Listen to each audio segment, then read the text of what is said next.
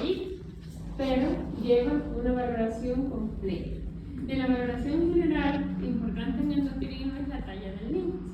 La talla del niño habla de muchas patologías endocrinas, sobre todo cuando está baja y varios síndromes genéticos. Igual cuando está alta, por ejemplo, podemos hablar de algunas enfermedades que pueden elevar. Otra de las cosas importantes es el peso. El peso, sobre todo en la valoración, si tenemos un paciente obeso, por ejemplo, podemos pensar que tiene hipotiroidismo, podemos pensar que tiene diabetes mellitus o que tiene resistencia a la insulina, resistencia periférica a la insulina.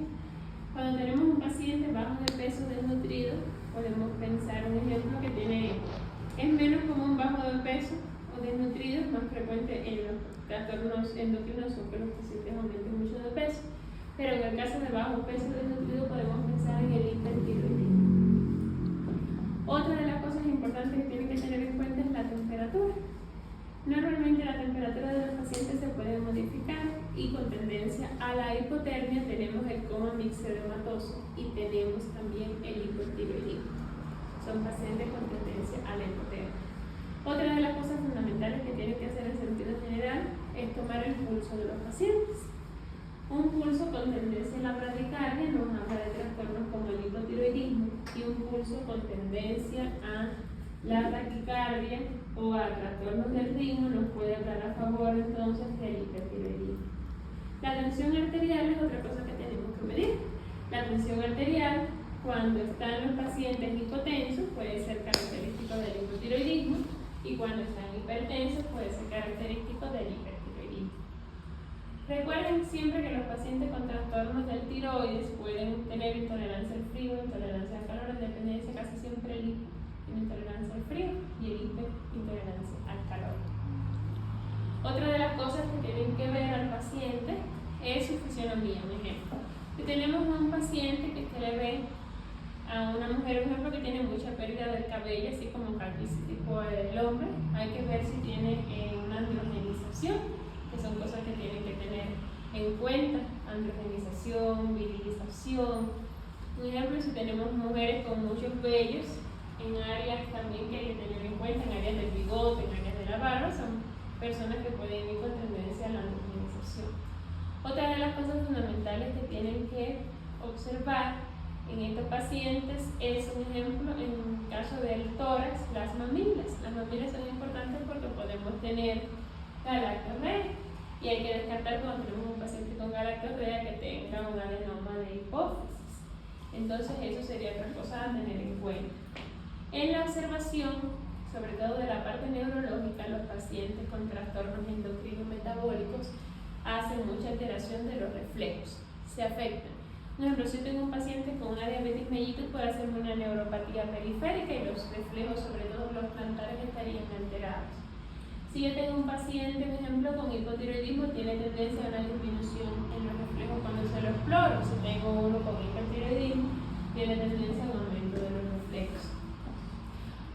Eso es lo más básico de la parte neurológica, porque también podemos explorar en el niño el signo de Chevrolet, que cogemos el martillo percusor, le golpeamos aquí, normalmente cuando está positivo, hace una ligera contractura del hemilabio aquí y de aquí del ojito. Entonces ahí decimos que está positivo. Otra de las cosas importantes que ustedes tienen que tener en cuenta es la esfera también psiquiátrica. Es decir, ¿qué pasa? Los pacientes, un ejemplo, con trastornos endocrino-metabólicos pueden también tener, sobre todo los que tienen trastornos del tiroides. Por ejemplo, a veces pueden estar ansiosos, pueden estar irritables, pueden desarrollar estrés con facilidad. Por ejemplo, son esas personas que tienen como una labilidad afectiva, de momento te responden de una forma y de momento te responden de otra. Otra de las cosas importantes que hay que evaluar, por ejemplo, en estos pacientes, cuando hablamos del esfera endocrina, que recuerden que cuando yo tengo peso y talla, yo lo llevo a las tablas de los pesos sensibles para hablar al paciente. Otra cosa importante ya va a ser encaminada al cuello del paciente. Es decir, yo puedo buscar signos por todo el organismo. Incluso yo tengo que mirar, cuando yo miro el cuerpo del niño, el tamaño de las manos y de los pies, porque me puede hablar a favor de acondroplasia. Otra de las cosas importantes, un ejemplo que usted va a ver, va a mirar, hacer el examen físico de la glándula tiroides. ¿Quién va a ser el modelo? Tú, ven, con la sillita, ven con la sillita. Bueno, cuando ustedes van a hacer el examen físico de la glándula tiroides, empezamos por la inspección. Normalmente la glándula tiroides no tiene que ser visible. No tiene que ser visible. Cuando está aumentada puede ser visible, fíjense, cuando hay bocio, cuando el paciente habla, cuando el paciente traga o cuando el paciente eleva así la cabeza. Se le puede ver. Cuando hacemos la inspección, nosotros vamos a inspeccionar el cuello en la parte anterior, en la parte lateral y vamos a inspeccionar la parte posterior. Porque normalmente que vamos a buscar en la parte posterior si tiene la jiba de búfalo, que es característica del síndrome de Cushing, y si tiene acanthosis nigricans, que es característica del paciente con resistencia periférica a la insulina. Lo podemos ver en los pliegues, pero sobre todo en los pliegues del cuello, donde más se ve. Que a veces dicen, vienen con los niños y dicen, nosotros le lavamos bien el cuello y sigue con eso. Ya yo solo tuve y sigue con eso, porque no tiene nada que ver una cosa con la otra. Después de la inspección, que yo voy a ver las características del cuello, ¿no, verdad? Ver si hay algún aumento de volumen de la glándula o si hay alguna cicatriz anterior, por ejemplo, porque le hayan operado al paciente, o si hay algún traumatismo, un enrojecimiento, ese tipo de cosas. De ahí yo voy a la palpación. La palpación del cuello se hace en dos partes. Se hace en la parte anterior y en la parte posterior. Normalmente en su literatura viene que en la parte posterior nosotros hacemos un abordaje posterior. Vamos a ver. ¿Vas a recoger el pelo? En el abordaje posterior, normalmente el tiroides no tiene que estar con bocio, ni tiene que estar ni ser palpable casi. ¿Qué pasa? Si usted tiene un paciente bien delgado, pasa con lo mismo que en la delgadez para otra patología, que puede ser normal palpable en un paciente muy delgado. En su literatura habla que nos vamos a poner por la parte de atrás del paciente, vamos a hacer una ligera elevación de su cabecita, vamos a palpar donde quedaría el cartílago cricoides y de ahí se dice que con los dedos pulgares yo palpo. Pero así no lo hacemos en la vida real, pero bueno, se lo aprendí así que la maniobra nosotros localizamos normalmente dónde está el cartílago, dónde debe estar la glándula y casi siempre lo palpamos con el dedo índice porque nos queda más cómodo para la palpación. En su literatura viene así, pero miren así que incómodo es. Este es el abordaje posterior. El abordaje anterior yo me voy a poner de frente y con mis dedos en pinza, así. Yo voy a palpar donde puede quedar el tiroides, que aquí lo tiene. ¿Sientes cómo se crepita? Entonces, con un dedo y vamos a desplazarlo. Yo lo estoy desplazando. Cuando lo estoy haciendo, yo le está crepitando un poquito. Y aquí yo lo desplazo y voy a palpar un lóbulo. Y lo desplazo hacia el otro lado y palpo el otro lóbulo. ¿Qué voy a palpar? Si hay quistes, si hay nódulos, si hay dolor. Normalmente no debe doler la palpación. Normalmente no debe doler. ¿Cuánto duele? Estamos hablando de inflamación grande del tiroides o de una tiroiditis, porque si no, no tiene por qué doler. Importante, el bocio tiene clasificación, pero si no se lo voy a preguntar, que es para residente, la más leve de todas es de 0, 1, 2 y 3. 0 es que no hay bocio, no hay palpable. En la categoría 1, cuando yo doy una puntuación, es que solo es palpable, pero no es visible. Cuando yo doy 2 puntos, es palpable y es visible. Y cuando yo doy los 3 puntos, que es lo máximo, ya es que la glándula está demasiado grande de tamaño. Otra de las cosas importantes que yo voy a hacer en el cuello, ya vieron que hicimos inspección, palpación, vamos a hacer auscultación.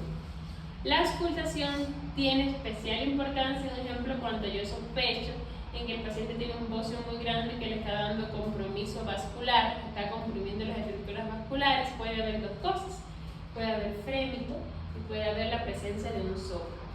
Eso hay que tenerlo en cuenta. Eso me puede pasar a la enfermedad de Graves vasos, que es una de las cosas más comunes que me pasa el soplo y me pasa la ingurgitación yugular. El bocio puede ser intratorácico y cuando va a ser intratoráxico, el paciente va a tener un gran bocio y cuando levanta la cabeza así, como es tan grande el bocio y le comprime estructuras vasculares, le podemos ver ingurgitación yugular. Cuando yo voy anteriormente a la palpación, yo palpo la glándula, pero si yo quiero también palpo las cadenas ganglionares del cuello, que eso me ayuda. Incluso cuando yo veo la palpación, que yo tengo que ver, un ejemplo, como les dije, si tiene un quiste, si tiene un nódulo, el bocio de qué tamaño es, y yo tengo, cuando yo palpo, yo tengo que ver características, tengo que ver consistencia. Si yo tengo una consistencia blanda, no me preocupa porque casi siempre tiene algún trastorno, si lo tiene, benigno. Pero cuando yo tengo una consistencia dura o pétrea, yo tengo que descartar que ese paciente tenga un carcinoma del tiroides. Entonces con eso sí hay que tener mucho cuidado. Otra de las cosas, hasta ahí entienden. Sí. Otra de las cosas que tienen que tener en cuenta, que es fundamental para evaluar el desarrollo y el crecimiento de un niño por la parte endocrino-metabólica, son los genitales. Los genitales los evaluamos con el estadio de Tanner. Recuerden que el estadio de Tanner es para el lado femenino y masculino. Vamos a ir viendo en la niña el desarrollo de las mamas, en el varón el desarrollo del pene y los vellos, que es para los dos. Cómo se distribuyen nuestros vellos. Un ejemplo. Si yo tengo un estadio de Tanner, por lo general uno es cuando estoy hablando de una mama que no está desarrollada, tiene un estado prepúber. ¿Y cómo se llama eso? Sin ningún desarrollo. Cuando yo tengo un estadio 1 se empieza a crecer solamente el pezón, no hay cambios en la areola. Empieza a crecer el pezón, no hay cambios en la areola, pero cuando yo palpo yo siento la glándula mamaria por abajo, porque en el estadio 1, que es un estado prepúber, tiene edad infantil, yo lo veo normal como un niñito, y lo palpo y sigue siendo como un niñito, no tiene la glándula. Cuando estamos hablando normalmente de un estadio 3 ya hay desarrollo de la glándula, es decir, del pezón y de la areola, y puede haber una ligera pigmentación. Y usted lo puede ver de frente y lo ve lateral cuando la niña se vive. Ya en el estadio 4 hay mucho más desarrollo con diferenciación de todo el contorno del pezón, de todo el contorno de la areola, y la mama alcanza un tamaño mayor, y en el estadio 5 ya es una mama de la misma, ya como se le va a quedar. Con relación a los vellos que sirven para ambos sexos, el estadio prepúber no tiene vellos, ¿no es verdad? Cero vello, no hay, como un niño normal. El estadio 1 empieza el vellito, que es como una lanita, solamente en el pubis. Normalmente en el estadio 2 ese vello se va a oscurecer un poquito más y se va a encaracolar. En el estadio normalmente 3, ¿qué va a pasar aquí? Que esos vellos van creciendo y ya para el final de los estadios el vello, para yo decir que terminó su crecimiento, tiene que llegar a la región inguinal y a algunas personas le va a llegar hacia el borde interno de los muslos.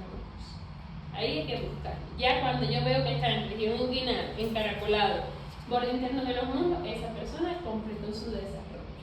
Ya no se va a desarrollar más. Otra cosa importante con el varón, igual, estadio 1 prepúber, no tiene crecimiento. En el varón que vemos importante, vemos pene y vemos escrotos y testículos. ¿Qué pasa? El estadio 1 prepúber no debe tener diferenciación, como un niñito. El estadio 2 que va a empezar, van a ponerse enrojecidos los escrotos por aumentar de tamaño y el testículo adentro empieza a crecer, pero casi siempre en este estadio crece poquito, alcanza una dimensión más o menos de 2.5 centímetros. A medida que el niño va creciendo en el estadio 3 va a empezar a crecer el pene, pero primero va a crecer de ancho. El pene siempre primero crece de ancho y después crece de largo. Una de las cosas importantes que van a tener en cuenta, va a crecer el pene y ya va a empezar, sigue el crecimiento de los escrotos, incluso ya no van a estar tan rosaditos como estaban, sino van a tener una coloración más bien marroncita, van a coger más pliegues y el testículo adentro puede crecer hasta 4 centímetros. En el otro estadio va a seguir creciendo el pene de ancho, pero ya va a crecer de largo, y ya en el estadio 5 tiene como la normal. ¿Qué pasa? Cosas que yo me tengo que fijar de los genitales. Como yo les dije, si yo tengo un niño que nace con un pene muy grande, que yo diga, uy, qué grande. Entonces, yo tengo que pensar en la hiperplasia renal congénita, que es una de las cosas. Pero yo puedo tener un niño que tenga un pene muy pequeñito. Cuando tiene un pene muy pequeñito hay que descartar múltiples patologías congénitas. Pero ¿qué pasa? Yo tengo que descartar un pene pequeñito de un paciente obeso. Los pacientes obesos, los niños y los adultos también, cuando están muy gordos, se le introduce el pene dentro del panículo adiposo. Porque así a veces me llevan niños los padres porque se preocupan que el niño tiene el pene chiquitito. Y cuando uno lo examina, normalmente cuando les pase eso, usted tiene un paciente gordo y ve que tiene el pene pequeñito, que se lo llaman a la consulta para eso mismo, para que usted lo valore. Normalmente se va a coger el pene, va a ir a la base del pene, vamos a suponer que este es el pene, y va a coger sus manos y le va a hacer así al panículo adiposo y lo va a hundir. Y cuando usted lo hunde va a ver que el pene es así y sale para afuera. Es decir, ese niño no tiene el pene chiquitico, sino que está dentro del panículo adiposo, que eso hay que tener en cuenta. Si yo tengo una niña que me nace con el clítoris muy grande, un clítoris hipertrófico, yo tengo que pensar en que tiene una virilización, una androgenización, o que tiene genitales ambiguos, que es otra de las cosas que yo tendría que sospechar en estos pacientes, por ejemplo, que después hay que explorar la parte interna. Básicamente, normalmente los niños, cuando hacen un periodo endocrino, recuerden que endocrino tenemos en dependencia del eje que se afecte, hipotálamo, hipófisis, gonadal. En dependencia del que se afecte, yo puedo tener síntomas en varios sistemas, pero por ejemplo, una de las consultas para endocrino más preocupantes son los trastornos del crecimiento. Es decir, no todos los trastornos del crecimiento se deben a una alteración de la hormona del crecimiento, que es la TSH. Casi siempre se deben a otros factores. ¿Qué pasa? Normalmente los niños pueden empezar con el estirón puberal, las niñas empiezan de 9 a 13 y los varones, disculpen, de 8 a 13 las niñas y de 9 a 14 los varones. Esa es la edad donde debe empezar el estirón puberal. Casi siempre hay un dicho, pero es bastante frecuente, que cuando las niñas ven la menstruación ya no crecen. Sí pueden crecer, pero casi siempre el periodo máximo de crecimiento después de la menstruación es 2 años máximo. Por eso uno tiene que tener mucho cuidado cuando las niñas hacen menarquia precoz. Cuando yo hablo de menarquia precoz, estoy hablando de todas las niñas que ven la menstruación antes de los 10 años. Entonces yo tengo que valorar esas cosas porque se enlentece el crecimiento. ¿Cómo yo puedo valorar? Voy a hacer un rayo X de muñeca. Eso es muy importante para yo evaluar la edad ósea. A veces hay niños que tienen una edad ósea que no se corresponde con la edad cronológica. ¿Cuándo yo voy a actuar? Por ejemplo, yo puedo tener 8 años y puedo tener una edad ósea de 7 años. Aquí no pasa nada, porque es un solo año de diferencia. Y los problemas empiezan cuando yo tengo 2 años de diferencia. Entre la edad ósea y la cronológica tengo que hacer todas las hormonas tiroideas y demás para ver dónde está el problema de ese niño. Porque, ¿qué pasa? Todos nos llevan hormona tiroidea, pero a veces lo que llevan son tratamientos muy costosos que pueden costar hasta $40,000 completos. Es decir, es súper costoso, que muchas veces no pueden pagar, que es ese chiquitico. Nunca ha pasado nada por ser chiquitico, ¿no? Entonces, eso es importante. Otra de las cosas importantes que tienen que tener en cuenta, un ejemplo que a veces te van a la consulta y te preguntan, que hasta cuándo van a crecer. Por ejemplo, casi siempre después que inicia el tirón puberal, pueden crecer las niñas 4 años más y los varones de 4 a 6 años. Siempre las niñas desarrollamos primero, los varones desarrollan más lento, pero desarrollan más. Es decir, tienen un rango de crecimiento que casi siempre es superior a 10 centímetros de talla de las niñas. Pregúntenme cualquier cosa porque es que son muchas cosas endocrinas. Algo que tengan duda que quieran saber. Otra de los trastornos importantes en las niñas, recuerden que endocrino lo rige todo, incluido la menarquia, las menstruaciones. ¿Qué pasa con eso? Hay que ver cuánto ve la menstruación, cuántas almohadillas sanitarias se lleva al día, cada cuántos días son sus ciclos menstruales y si hay dolor. Casi siempre cuando las niñas ven la menstruación, lo ideal sería hacerle un primer eco cuando empiece la menarquia, porque yo tengo que ver los ovarios, súper importante. Tengo que ver si tiene la niña ovario poliquístico. Recuerde que el ovario poliquístico es un trastorno endocrino y que puede generarle cuando la niña sea más grande infertilidad.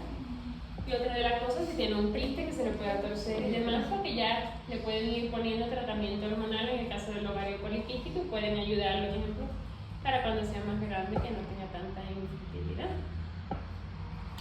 Así, no sé, porque son muchas cosas, me tengo todo claro en la cabeza.